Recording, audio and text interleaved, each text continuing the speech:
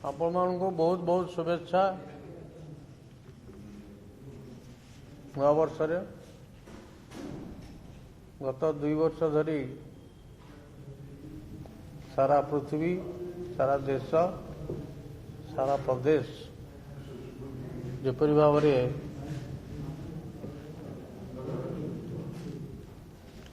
दुखर सम्मुखीन होती आज आसतु समस्त प्रयास करवा ए वर्षटी सेपरी देशपाई पृथ्वी पाई बा आम लोक मान एपरी न हो लोके सुख शांति रहतु भोक उपास न रहतु रोजगार तांकर बढ़ू स्वास्थ्य भल रो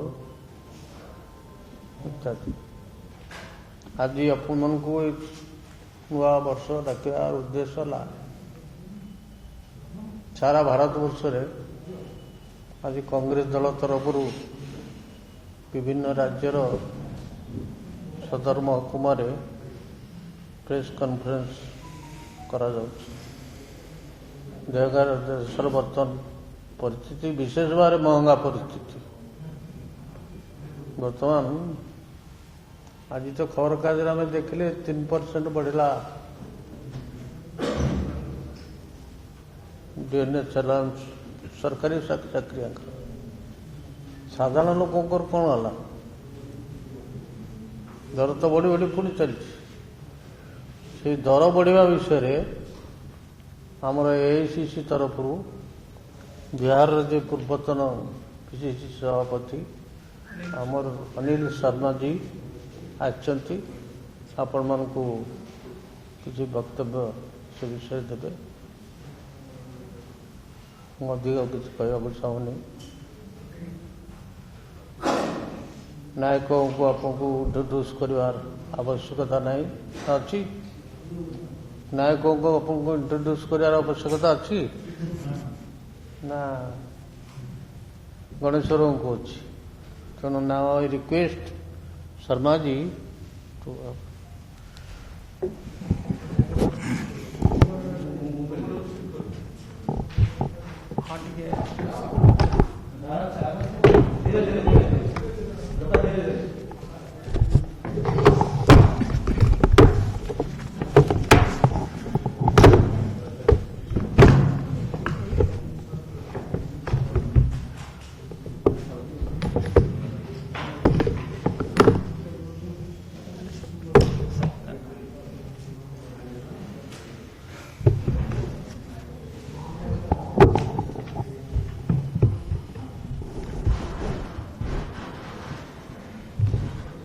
सम्मानीय अध्यक्ष जी, जय जगन्नाथ, उड़ीसा वैष्णव मोर नमस्कारम, नव वर्ष अभिनंदन।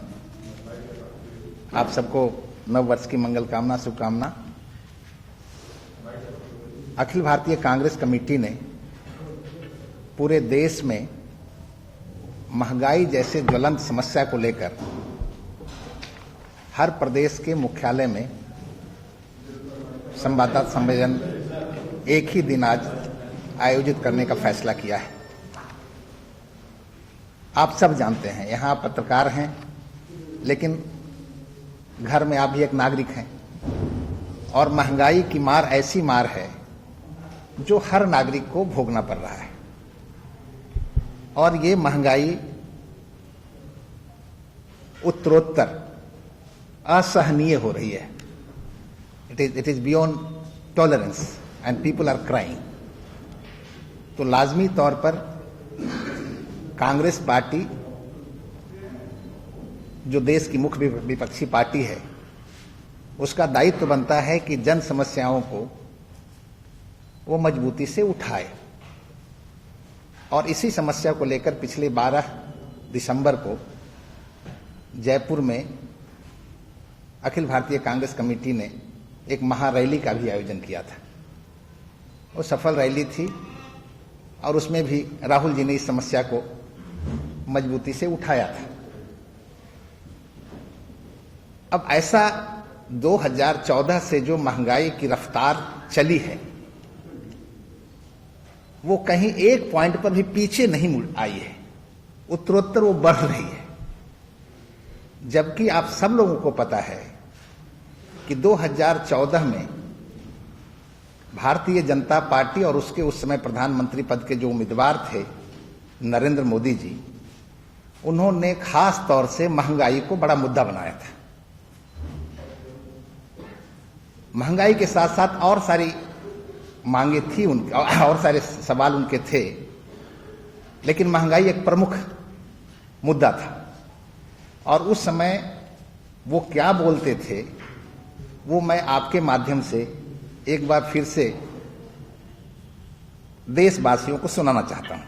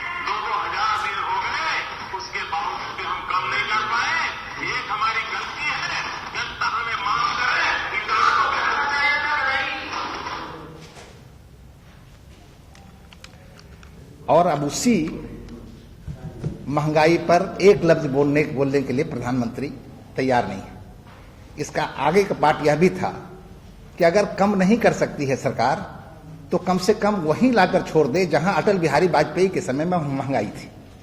यह भी उसी का हिस्सा है। और आज देश की जनता इनसे भी पूछ रही है, नरेंद्र मोदी जी से, कि अगर आप बहुत कम नहीं कर सकते तो कम से कम जहां तक मनमोहन सिंह जी सरकार में महंगाई थी वहां तक तो ला दीजिए। मगर चारों तरफ महंगाई को लेकर कोहराम मचा है। राइट अप आपके पास भिजवा दीजिए लोगों को। हाँ, दे दीजिए। मेरा यह कहना है कि सचमुच चूंकि प्रधानमंत्री नरेंद्र मोदी जी अपने तमाम वादों में से किसी वादे को पूरा नहीं किए हैं और इसलिए कॉन्स्टिट्यूशनल राइट उनको बहुमत के दल के नेता होने के कारण राज करने का तो अधिकार है, क्योंकि कॉन्स्टिट्यूशनल राइट्स उनको है, मेजॉरिटी के लीडर है। मगर नैतिक बल उनका खत्म हो गया है शासन करने का। He has no moral right to govern this country because he has miserably failed in tackling the burning problems of the Indian people. मैं चूंकि आमतौर पर बातें याद लोगों को नहीं रहती हैं, हम लोग भूलते हैं। उस समय मुख्य रूप से 5-6 मुद्दे उन्होंने उठाए थे। महंगाई का मामला कि महंगाई कम करेंगे, बेरोजगारी कम करेंगे, 2 करोड़ हर साल बेरोजगार नौजवानों को नौकरी देंगे, आतंकवाद खत्म करेंगे, काला धन वापस लाकर हर नागरिक के खाते में 15-15 लाख रुपए डालेंगे, किसानों की आय दुगना करेंगे और भ्रष्टाचार समाप्त करेंगे। ये सवाल थे 2014 में जब वो बने थे, उम्मीदवार थे प्रधानमंत्री पद के। ये सब हम करेंगे और इसमें से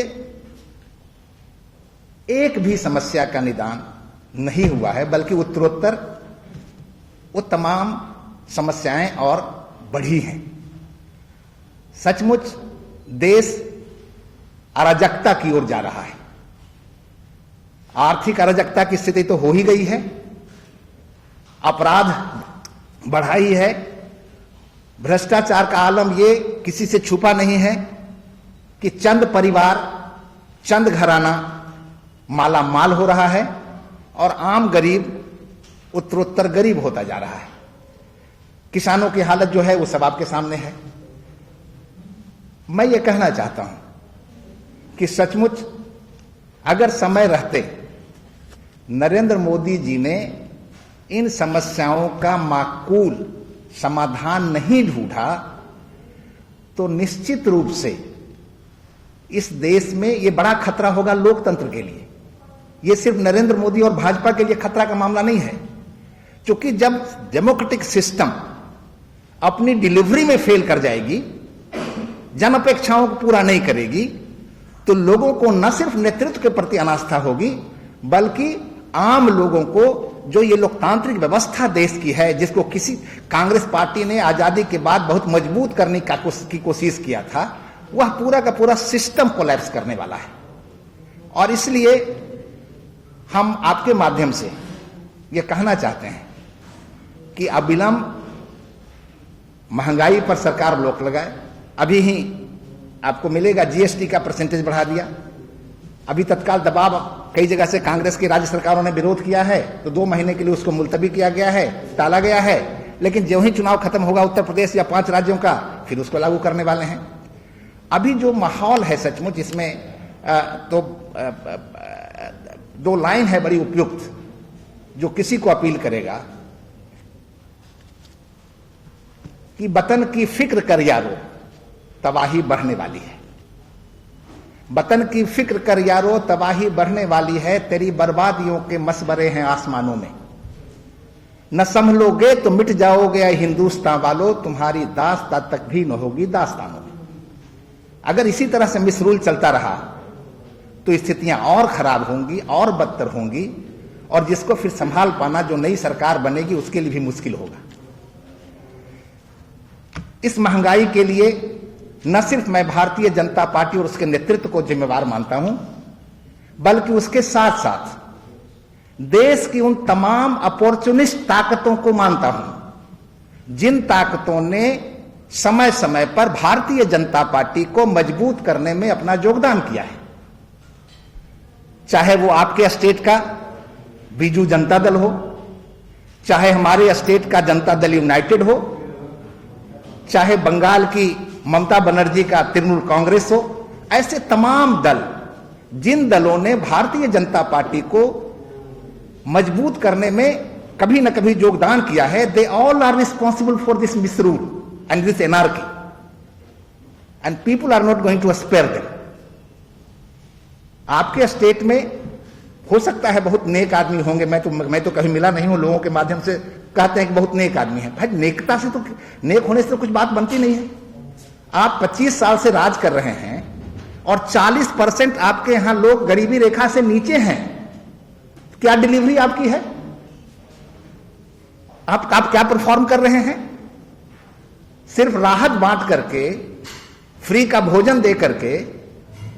और मुझे तो जानकारी जो मिली है, जो हमको आप लोग तो ज्यादा जानते होंगे, कि यहां कोई लोकतांत्रिक राज नहीं चल रहा है। यह पूरी तरह से डेमोक्रेसी नहीं है, ब्यूरोक्रेसी चल रही है। अधिकारी पदाधिकारी शासन कर रहा है और यहां पर खुद अपना ईमानदार का चोगा हो सकता है कि पहन रखे होंगे कि हम ईमानदार हैं, लेकिन भ्रष्टाचार का चारों तरफ आलम है।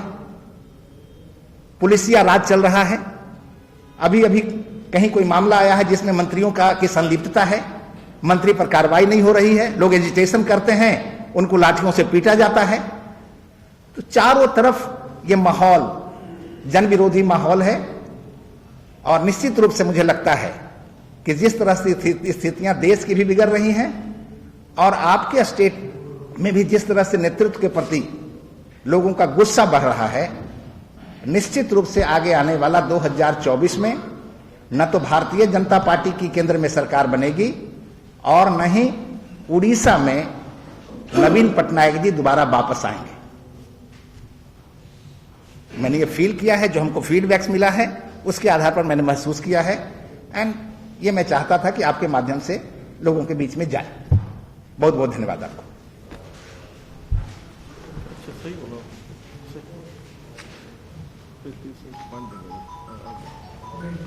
सर मोदी जी का जो बोला ये बात मोदी जी कहते होंगे, लेकिन मैं आपसे पूछता हूं, आप मोदी जी को जवाब दीजिए ना। आपको तो ईश्वर ने आंख दिया है, ईश्वर ने कान दिया है, और इतनी उम्र आपने गुजारा है इसी हिंदुस्तान में। 2014 के पहले की उम्र आपकी लगती है। तो जहां इस देश में एक सुई नहीं बनती थी, जहां अनाज विदेशों से आता था, कपड़े विदेशों से आते थे, वहां आज देश की क्या स्थिति हुई है? 7 साल में उपलब्धि है क्या? मोदी जी झूठे हैं। मोदी जी सिवा मक्कारी के, सिवा झूठ बोलने के उनके पास कोई ताकत नहीं है, और आरोप प्रत्यारोप करके वो अपने को जस्टिफाई करना चाहते हैं। हम तो आपको कहना चाहते हैं, आप देख रहे हैं कांग्रेस की भी सरकार थी, डी इन्वेस्टमेंट शुरू हुआ था अटल बिहारी वाजपेयी जी के समय में। हमारी सरकार के दौरान वैसी कंपनियों को बेचा गया था जो सचमुच नॉन प्रोडक्टिव थी, जो पूरी तरह से बीमार हो गई थी, उनको हटाया था। लेकिन आज तो पहली बार आजादी के बाद रेल मंत्रालय घाटे में चल रहा है, इसलिए कि रेल मंत्रालय बेचना है, तो एक से एक कंपनियों को बेचने का सिलसिला चल रहा है, आप देख रहे हैं। तो ये बेच रहे हैं कहां से? अगर आप अपने घर में आपके पास मॉरिशस जमीन नहीं होगी तो आप बेचिए कहां से? तो मॉरिशस जमीन आपने बनाया है कि आपके फोर फादर्स ने बनाया है? इसका मतलब 2014 के पहले जिन लोगों ने शासन सत्ता किया है, उन लोगों ने ये सारे एसेट्स क्रिएट किए थे। फिर कैसे कह रहे हैं कि 70 साल में कुछ नहीं हुआ है? 2022 में जितना स्टेट का इलेक्शन हो रहा है जी, 2022 में जो चुनाव हो रहा है उसमें उत्तर प्रदेश में स्थितियों में कंफ्यूजन है। सच्चाई आप भी जानते हैं, सच्चाई हम भी जानते हैं। वो कह सकते हैं कि वहां पर कंफ्यूजन की स्थिति है, लेकिन भारतीय जनता पार्टी खुद डरी हुई है, क्योंकि वहां पर भारतीय जनता पार्टी ने मिसरूल किया है, इसलिए वहां इलेक्शन टालने की बात चल रही है कि टाला जा सकता है कोविड के नाम पर और किसी और कारण से। मगर उसके अलावा चारों के चारों राज्यों में कांग्रेस की सरकार बनने जा रही है। और आप सोचते हैं कि ये जो सारे मुद्दे हैं आम जनता उसको जवाब दे सकते हैं, और अगले दिन में उड़ीसा में आपका महाराज होने वाला है? स्वाभाविक है, ऐसा है कि हर स्टेट में प्रेस कॉन्फ्रेंस के माध्यम से जन समस्याओं को, ये महंगाई और दूसरी समस्याओं को उठाने के बाद, जैसे हमारी रैली हुई है राजस्थान में, राज्य स्तर पर भी हम रैलियां ऑर्गेनाइज करेंगे और जनता के इस महंगाई से लेकर और तमाम समस्याओं को उठाएंगे। सर, लेकिन मोदी जी तो हर चुनाव में अपने जो भी कार्य किए हैं वो एक ही जनता को बताते हैं, और आगामी 2024 से बहुत से राज्यों में उनके चुनाव, 2024 के पहले नहीं 2024 में बहुत से राज्यों में चुनाव है, जैसे आपके राज्य। हाँ है हाँ। मित्र, ऐसा है कि जिस मोदी जी को करिश्माई नेता मान करके कहा जाता है कि मोदी जी के पीछे जनता दीवानी है, तो उनके नाक के नीचे दिल्ली की जनता अब तक क्यों नहीं दीवानी हुई उनकी? वहां पर मोदी जी का क्या हो गया जो भारतीय जनता पार्टी को मतलब 10 भी एमएलए मुयस्सर नहीं हो रहा है? देखिए, ऐसा है, सच्चाई है कि देश की जनता समझ चुकी है, क्योंकि कई बार होता है कि जब आप हाजत में बंद हो जाते हैं तो वहां आपके सामने जो थानेदार होता है वो बदतमीजी भी करता है, गाली भी देता है, तो आप कुछ नहीं कर पाते हैं। वही स्थिति हो गई है देश की जनता की। कॉन्स्टिट्यूशनली ऐसे व्यक्ति को सत्ता हम लोगों ने दे दिया है जिसको कहा जाता है बंदर के हाथ में नारियल। एक कहावत है हिंदी में कि बंदर के हाथ में जब नारियल आ जाता है तो सब लोग डर के भागता है कि ऐसा नहीं, मेरे माथे पर मार देगा, मेरे माथे पर मार देगा, मेरे माथे पर मार देगा। तो मोदी जी के पास केंद्र की सत्ता चूंकि मिल गई है, इसलिए वो सब आतंकित है, डर रहा है, कोई बोल नहीं रहा है। मगर ये किस तरह का राज चल रहा है भाई, कि एक तरफ जहां एक छोटी छोटी पुल पुलियर गांव देहात के लोगों को नहीं मिल रहा है, वहां अभी की स्थिति में पार्लियामेंट ऑलरेडी चल रहा है, बिल्डिंग मजबूत है, वहां पर हजारों करोड़ का बना रहे हैं भिस्टा, जहां पर मनमोहन सिंह जी भी तो प्रधानमंत्री बने थे। अटल बिहारी वाजपेयी जी के समय में जो प्लेन था उसी प्लेन पर मनमोहन सिंह भी चढ़े थे। अटल बिहारी वाजपेयी जी के समय में जो गाड़ी थी उसी गाड़ी पर मनमोहन सिंह चढ़ते थे। लेकिन आज हवाई जहाज खरीदा गया है, पता है ना आप लोगों को, आप लोग तो पत्रकार बंधु हैं, और कितने हजार का, बाप रे बाप,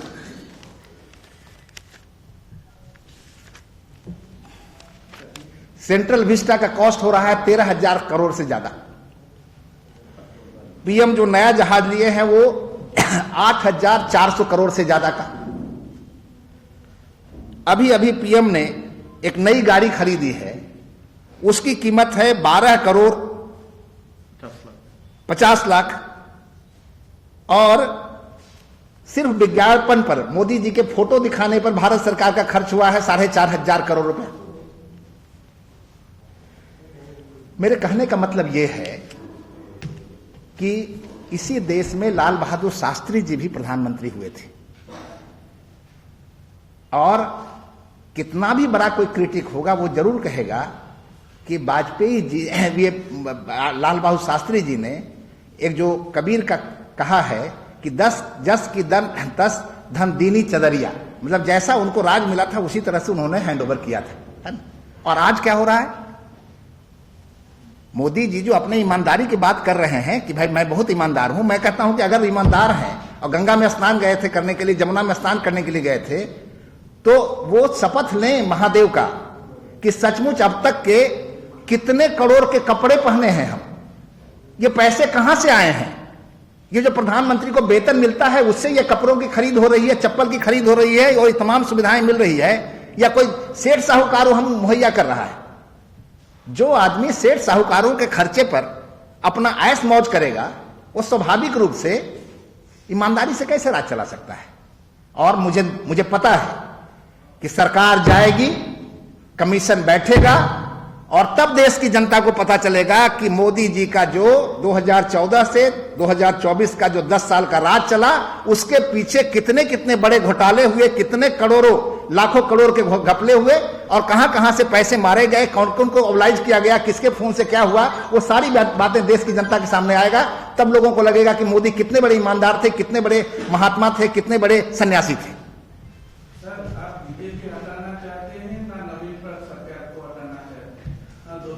हम दोनों को हटाना चाहते हैं। तो पहले आप जो यूपीए गवर्नमेंट में थे, कांग्रेस सरकार में थे, जो नवीन पटनायक के बारे में ज्यादा काम हुआ था, वो यूपीए गवर्नमेंट प्रोटेक्शन दिया था, नवीन पटनायक मैनेज कर दिया है आपका हाईकमांड और जो सारे मंत्री हैं, ये उड़ीसा में ये लोग सोच रहे हैं। हाँ, लेकिन मैं उसमें आपको ये बताना चाहता हूं कि हमारी सरकार ईमानदारी से फेडरल सिस्टम में विश्वास करती है। हमारी पार्टी, चूंकि federal system of government introduce Congress party ने किया था, तो स्वाभाविक रूप से जिसकी भी सत्ता होगी वह अगर विकास का काम करना चाहेगा, जनता के हक में योजनाएं बनाना चाहेगा, तो कांग्रेस की सरकार ने कभी किसी कांग्रेस और गैर कांग्रेस मुख्यमंत्रियों के बीच में भेद नहीं किया था, तो स्वाभाविक रूप से उस समय नवीन पटनायक जी को केंद्र सरकार का सहयोग मिला होगा।